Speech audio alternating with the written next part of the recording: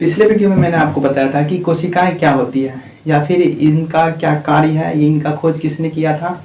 और मैंने आपको बताया था कि सबसे बड़ी कोशिकाएं किसकी होती है या फिर सबसे छोटी कोशिकाएं किसकी होती है। इन सारी चीज़ों के बारे में मैंने आपको अगली वीडियो में बताया है। आज की क्लास में हम लोग समझेंगे कि कोशिकाओं के अंग कौन कौन से हैं, और इसके साथ साथ हम ये भी समझेंगे कि कोशिका के जो अंग होते हैं जैसे mitochondria, vacuoles, lysosome, ribosome, endoplasmic reticulum, ये सारी चीज़ें जो हैं इनका काम क्या क्या है। तो आज की क्लास में हम लोग कोशिका के अंगों के बारे में जानेंगे। तो सबसे पहले हम ये समझते हैं, जैसे कि मान लीजिए ये सेल है, क्या है, कोशिका है, और इन्हीं के अंदर कोशिकाओं के सारे अंग होते हैं। माइटोकॉन्ड्रिया, लाइसोसोम, राइबोसोम, इन्हीं के अंदर क्या होते हैं, सारे अंग होते हैं। और इन सारे अंगों की सुरक्षा के लिए इसके बाहर एक परत पाया जाता है जिसे कि हम लोग कहते हैं कोशिका झिल्ली। क्या कहा जाता है, कोशिका झिल्ली कहा जाता है। इन्हीं के अंदर क्या होते हैं, सेफ होते हैं, कोशिकाओं के सारे अंग कोशिका झिल्ली के ही अंदर होते हैं। तो ये कोशिका झिल्ली जो होते हैं ये प्रोटीन के बने होते हैं। किसका बना होता है, प्रोटीन का बना होता है। कोशिका झिल्ली जो है ये प्रोटीन का बना होता है। अब देखिए पेड़ पौधा जो है उनको अलग, मतलब उनको एक बेहतरीन सुरक्षा की आवश्यकता होती है, तो इनके ऊपर एक और परत पाया जाता है जिसे कि हम लोग सेल वाल कहते हैं, यानी कि उसे हम लोग कोशिका भित्ति कहते हैं। कोशिका भित्ति, उसे हम लोग कोशिका भित्ति कहते हैं। और ये जो होते हैं ये सेल्यूलोज का बना होता है, सेल्यूलोज का बना होता है। देखिए कोशिका झिल्ली जो होते हैं यानी सेल मेम्ब्रेन जो होते हैं ये पादप कोशिका और जंतु कोशिका दोनों के अंदर पाया जाता है। लेकिन ये आप देख रहे हैं कोशिका भित्ति जो होते हैं ये सिर्फ पादप कोशिका के ही अंदर पाया जाता है। और कोशिका भित्ति यानी कि सेल वाल जो होता है ये सेल्यूलोज का बना होता है, और कोशिका झिल्ली यानी कि सेल मेम्ब्रेन जो होते हैं वो प्रोटीन का बना होता है। तो ये आपको क्लियर हो गया होगा। अब हम इसके अंदर जो भी अंग हैं आज उन सारे अंगों को हम समझेंगे। तो सबसे पहले हम स्टार्ट करते हैं माइटोकॉन्ड्रिया से। माइटोकॉन्ड्रिया, ठीक, इसको हम लोग हिंदी में कहते हैं सूत्रकणिका, इंग्लिश नाम इसका माइटोकॉन्ड्रिया है। देखिए माइटोकॉन्ड्रिया जो है इनके जो खोज किए थे उसका नाम था अल्टमैन। अल्टमैन ने इसका खोज किया था। किसने किया था, अल्टमैन ने किया था। देखिए माइटोकॉन्ड्रिया जो होते हैं इसमें ऑक्सीजन के कारण इसके अंदर एक क्रेब्स चक्र चलता है। क्या चलता है, पहले हम आपको समझा देते हैं उसके बाद सारी चीजें हम बोर्ड पे लिख देंगे। तो ऑक्सीजन के कारण इसके अंदर एक क्रेब्स चक्र चलता है। क्रेब्स चक्र इसका नाम इसलिए रखा गया क्योंकि इसकी खोज जो की थी वो क्रेब्स नामक वैज्ञानिक ने किया था, जिसके कारण कि हम लोग इसे क्या कहते हैं, क्रेब्स चक्र कहते हैं। तो ऑक्सीजन के कारण इसके अंदर एक क्रेब्स चक्र चलता है और उससे इसको 38 एटीपी तथा ग्लूकोज का निर्माण होता है, जिससे कि हमें क्या मिलती है, ऊर्जा मिलती है। क्या मिलता है, ऊर्जा मिलता है। यही कारण है कि माइटोकॉन्ड्रिया को कोशिका का पावर हाउस यानी कि ऊर्जागृह कहा जाता है। क्या होता है, इसकी खोज जो किया था वो अल्टमैन ने किया था। ऑक्सीजन के कारण इसमें एक क्रेब्स चक्र चलता है। क्रेब्स चक्र किसके कारण, ऑक्सीजन के कारण इसमें ऑक्सीजन होता है और इसमें एक क्रेब्स चक्र चलता है, जिससे कि हमें एटीपी तथा ग्लूकोज का निर्माण होता है, ग्लूकोज का निर्माण करता है। और इसी से हमें क्या मिलता है, ऊर्जा मिलता है, जिसके कारण कि हम लोग इसे कोशिका का पावर हाउस कहते हैं। इसे कोशिकाओं का पावर हाउस कहा जाता है यानी ऊर्जागृह कहा जाता है। तो आप माइटोकॉन्ड्रिया को समझोगे। एक बार हम फिर से मतलब बोल देते हैं कि माइटोकॉन्ड्रिया जो है इसकी खोज अल्टमैन ने किया था। इसके अंदर ऑक्सीजन के कारण एक क्रेब्स चक्र चलता है, और क्रेब्स चक्र जो चलता है उसी से हमको एटीपी तथा ग्लूकोज का निर्माण होता है, और उसी से हमें क्या मिलती है, ऊर्जा मिलती है, जिसके कारण कि हम लोग इसे कोशिका का ऊर्जागृह यानी कि पावर हाउस कहते हैं। अब हम समझते हैं गोल्जी बॉडी क्या होता है। गोल्जी बॉडी, देखिए गोल्जी बॉडी क्या होते हैं, इसकी खोज जो किया था वो कैमिलो गोल्जी ने किया था। कैमिलो गोल्जी, इसका खोज किसने किया था, कैमिलो गोल्जी ने किया था। देखिए गोल्जी बॉडी जो होते हैं ये ऊर्जा का परिवहन करता है। क्या करता है, ऊर्जा का परिवहन करता है। जैसे कि मान लीजिए हम बहुत ज्यादा रनिंग करते हैं, ठीक, तो रनिंग करते हैं तो सबसे ज्यादा ऊर्जा की आवश्यकता किसको, पैर को है।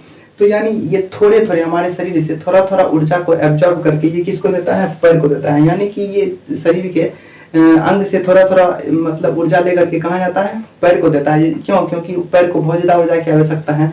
तो उसी कारण गोल्जी बॉडी को हम लोग मतलब कोई ऊर्जा का परिवहन कहा जाता है। किससे, गोल्जी बॉडी को। इसका खोज किसने किया था, कैमिलो गोल्जी ने किया था। इसका काम क्या है, ऊर्जा का परिवहन करना।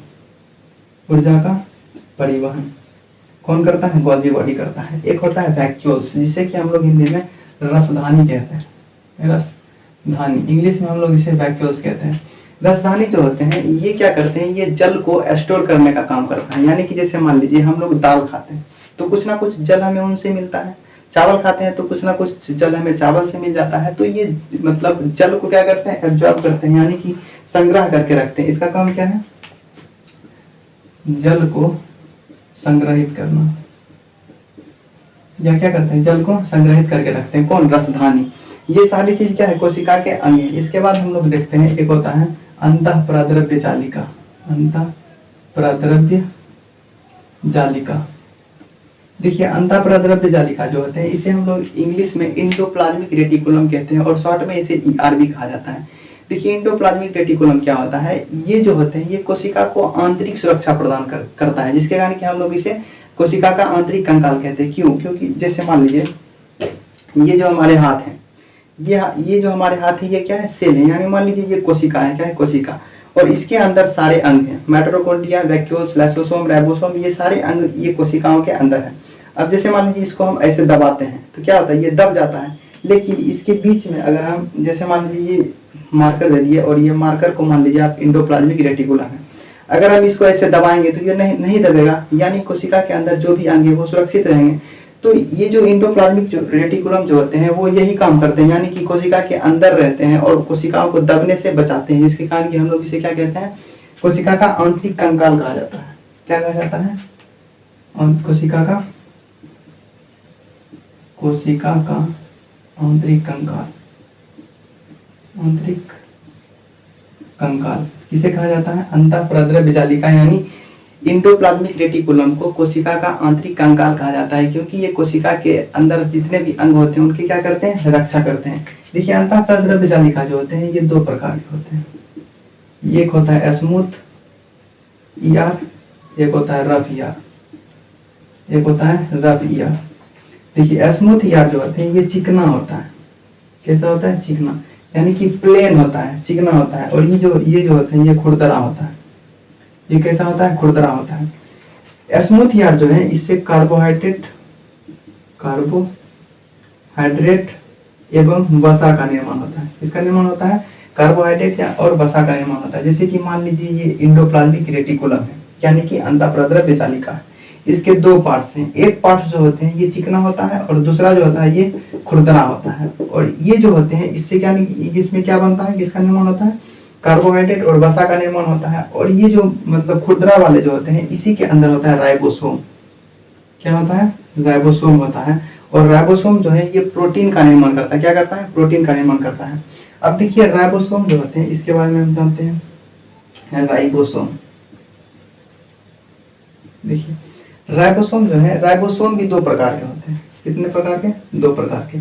एक होता है 70S और एक होता है 80S। अब बोलिएगा कि सर ये S क्या होता है, तो S जो होता है इसे हम लोग कहते हैं सेडिमेंटेशन कोफिशिएंट, इसे कहा जाता है। यानी सेडिमेंटेशन कोफिशिएंट कहने का मतलब है कि ये हल्का और भारी को दर्शाता है। तो ये 70S जो होते हैं ये हल्का होता है, क्या होता है, ये हल्का होता है। और 80S जो होते हैं ये भारी होता है, क्या होता है, भारी होता है। 70S जो होते हैं ये प्रोकैरियोटिक कोशिका में पाया जाता है, प्रोकैरियोटिक, ये प्रोकैरियोटिक कोशिका में पाया जाता है। और 80S जो होते हैं ये यूकैरियोटिक कोशिका, यूकैरियोटिक कोशिकाएं में पाए जाते हैं। देखिए इंडोप्लाज्मिक रेटिकुलम जो होते हैं इसे हम लोग कोशिका का आंतरिक कंकाल कहा जाता है, क्योंकि ये कोशिकाओं को पचकने से यानी दबने से बचाता है। इंडोप्लाज्मिक रेटिकुलम जो होते हैं ये दो प्रकार के होते हैं, एक होता है स्मूथ ER, एक होता है रफ ER। स्मूथ ER जो होता है इसमें कार्बोहाइड्रेट और वसा का निर्माण होता है। और रफ ER जो होते हैं उसी के अंदर राइबोसोम होता है, जो कि राइबोसोम क्या करते हैं, प्रोटीन का निर्माण करता है। अब देखिए राइबोसोम जो होते हैं इसे भी हम लोग दो पार्ट्स में बांटते हैं, एक होता है 70S, एक होता है 80S। S का मतलब होता है सेडिमेंटेशन कोफिशिएंट को ये S दर्शाता है, यानी हल्का और भारी को दर्शाता है। तो 70S जो होते हैं वो हल्का होता है और 80S जो होते हैं वो भारी होते हैं। तो 70S जो होता है वो प्रोकैरियोटिक कोशिका में पाया जाता है और 80S जो होते हैं वो किस में पाया जाता है, यूकैरियोटिक कोशिकाओं में पाया जाता है। तो आपके मन में सवाल आता है कि सर ये प्रोकैरियोटिक और यूकैरियोटिक क्या होते हैं, तो ये कोशिका हैं। कोशिका दो प्रकार के होते हैं, एक प्रोकैरियोटिक कोशिका और एक यूकैरियोटिक कोशिका। तो इसके बारे में हम आपको बहुत ही अच्छे से समझाएंगे। इसके बाद ये टॉपिक आएगा तो वो हम आपको बहुत ही अच्छे तरीके से समझा देंगे। तो यहाँ पर बस ये समझिए कि 70s प्रोकैरियोटिक कोशिका और 80s जो होते हैं ये यूकैरियोटिक कोशिकाओं में पाया जाता है। तो अब इसके बाद आप राइबोसोम को समझे होंगे और अंतःप्राद्रव्य जालिका को भी समझे होंगे। एक होता है लाइसोसोम। लाइसोसोम, देखिए लाइसोसोम क्या होता है। लाइसोसोम, हाँ एक चीज और, राइबोसोम जो होते हैं ये प्रोटीन का निर्माण करता है। क्या करता है? प्रोटीन का निर्माण करता है, जिसके कारण कि हम लोग इसे प्रोटीन का फैक्ट्री कहते हैं। प्रोटीन का फैक्ट्री किसे कहा जाता है? राइबोसोम को कहा जाता है। कोशिका का पावर हाउस किसे कहा जाता है? माइटोकॉन्ड्रिया का कहा जाता है, माइटोकॉन्ड्रिया को कहा जाता है। और ऊर्जा का परिवहन कौन करता है? गोल्जी बॉडी करता है। इसका खोज किसने किया था? कैमिलो गोल्जी ने किया था। रसदानी क्या होता है? ये जल को संग्रहित करके रखता है। अंतःप्राद्रव्य जालिका जो होते हैं इसे कोशिका का आंतरिक कंकाल कहा जाता है। अब हम लोग समझते हैं कि लाइसोसोम क्या होता है। देखिए लाइसोसोम जो होते हैं इसका खोज किया था डी डुबे ने किया था। डी डुबे ने लाइसोसोम का खोज किया था। देखिए लाइसोसोम जो होते हैं ये मतलब कोशिका के अंदर जो भी मतलब खराब अंग जो भी होते हैं, जो अंग काम नहीं करता है उसको क्या करते हैं? ये नष्ट कर देते हैं। लाइसोसोम जो होते हैं इसके अंदर एक जल अपघटक एंजाइम पाया जाता है, यानी कि हाइड्रोलाइटिक एंजाइम इसके अंदर पाया जाता है। जो भी कोशिका के अंग काम नहीं करते हैं उसके ऊपर हाइड्रोलाइटिक अम्ल छिड़क दिया जाता है, जिसके कारण कि वो क्या होते हैं? नष्ट हो जाते हैं। और कभी कभार देखिए हम लोग लाइसोसोम को आत्महत्या की थैली क्यों कहा जाता है? वो इसलिए कहा जाता है क्योंकि जैसे मान लीजिए हमारे कोशिका के जो भी अंग हैं, जैसे माइटोकॉन्ड्रिया हो गया, गोल्जी बॉडी, लाइसोसोम, वैक्यूल्स हो गए, ये सारे जो भी अंग हैं कभी कभी ये सारे अंग काम करना बंद कर देते हैं। यानी माइटोकॉन्ड्रिया कहता है हम ऊर्जा का निर्माण नहीं करेंगे, गोल्जी बॉडी कहता है हम ऊर्जा का परिवहन नहीं करेंगे, वैक्यूल्स कहता है हम जल को स्टोर नहीं करेंगे, राइबोसोम कहता है हम प्रोटीन का निर्माण नहीं करेंगे। तो तब उसके बाद लाइसोसोम क्या करता है? ये खुद को फाड़ लेता है। क्या करता है? खुद को फाड़ लेता है। और इसके अंदर आपको पता है कि हाइड्रोलाइटिक अम्ल पाया जाता है, जिसके कारण कि सारे कोशिकाओं के अंग क्या हो जाते हैं? मतलब नष्ट हो जाते हैं। यही कारण है कि इसे हम लोग कोशिका का आत्महत्या की थैली कहा जाता है। आत्महत्या की थैली, इसे एटम बॉम्ब भी कहते हैं। ठीक, लाइसोसोम को इसका खोज किसने किया था? डी डुबे ने इसका खोज किया था। तो ये कुछ कोशिकाओं के अंग थे जो कि मैंने आपको बताया। तो इसके अंदर एक और जो भी महत्वपूर्ण है यानी केंद्रक। तो केंद्रक हम लोग अलग टॉपिक पढ़ेंगे, क्योंकि उसमें डीएनए, आरएनए, इन सब सारी चीज़ों के बारे में भी हम समझेंगे। तो ये आप समझे होंगे। एक बार हम फिर से बोल देते हैं। माइटोकॉन्ड्रिया जो होता है इसका खोज अल्टमैन ने किया था। इसके अंदर ऑक्सीजन के कारण एक क्रेब्स चक्र चलता है, जिससे कि हमें 38 एटीपी मिलती है और उसी से ग्लूकोज बनता है, जिससे हमें ऊर्जा मिलती है, जिसके कारण कि हम लोग इसे कोशिका का पावर हाउस यानी ऊर्जागिरी कहते हैं। गोल्जी बॉडी जो होता है इसकी खोज कैमिलो गोल्जी ने किया था। ये ऊर्जा का परिवहन करता है। रसदानी, ये क्या करते हैं? जल को संग्रहित करते हैं। इंग्लिश में हम लोग इसे क्या कहते हैं? वैक्यूल्स कहते हैं। उसके बाद आता है अंतःप्राद्रव्य जालिका। अंतःप्राद्रव्य जालिका जो होते हैं ये इसे हम लोग कोशिका का आंतरिक कंकाल कहते हैं। वो इसलिए क्योंकि ये कोशिकाओं की क्या करते हैं? आंतरिक रक्षा प्रदान करता है, सुरक्षा देता है, जिसके कारण कि हम लोग इसे कोशिका का आंतरिक कंकाल कहते हैं। अंतःप्राद्रव्य जालिका जो होते हैं ये दो प्रकार के होते हैं। एक होता है स्मूथ ईआर, एक होता है रफ ईआर। स्मूथ ईआर जो होते हैं ये क्या होते हैं? चिकना होता है। और रफ ईआर जो होते हैं ये खुरदरा होता है। तो स्मूथ ईआर जो होते हैं इसमें कार्बोहाइड्रेट वसा का निर्माण होता है। और रफ ईआर जो होते हैं इसी में क्या होते हैं? राइबोसोम होते हैं। राइबोसोम जो होता है ये भी दो प्रकार का होता है। एक होता है 70S, एक होता है 80S। 70S जो होता है वो हल्का होता है, 80S जो होते हैं वो भारी होते हैं। और राइबोसोम जो होते हैं, राइबोसोम से प्रोटीन का निर्माण होता है, जिसके कारण कि हम लोग इसे प्रोटीन का फैक्ट्री कहते हैं। उसके बाद आता है लाइसोसोम। लाइसोसोम की खोज किसने किया था? डी डुबे ने किया था। इसको हम लोग क्या कहते हैं? कोशिका का के आत्महत्या का थैली कहा जाता है। इसके अंदर कौन सा अम्ल पाया जाता है? हाइड्रोलाइटिक अम्ल पाया जाता है। सेंट्रोसोम क्या होता है? सेंट्रोसोम। सेंट्रोसोम, देखिए सेंट्रोसोम जो है इसकी खोज बोबेरी ने किया था। किसने किया था? बोबेरी ने किया था इसका खोज। बोबेरी ने इसका खोज किया था। देखिए सेंट्रोसोम जो होते हैं, सेंट्रोसोम का काम है ये कोशिका का विभाजन करते हैं। क्या करता है? कोशिका का विभाजन करता है।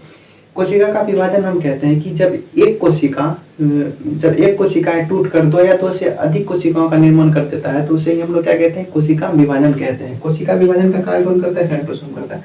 हालांकि कोशिका विभाजन हम लोग आपको बहुत ही अच्छे तरीके से पढ़ाएंगे। यहाँ पर बस ये समझ लीजिए कि ये क्या करता है? कोशिका विभाजन का काम करता है। कोशिका विभाजन का काम कौन करता है?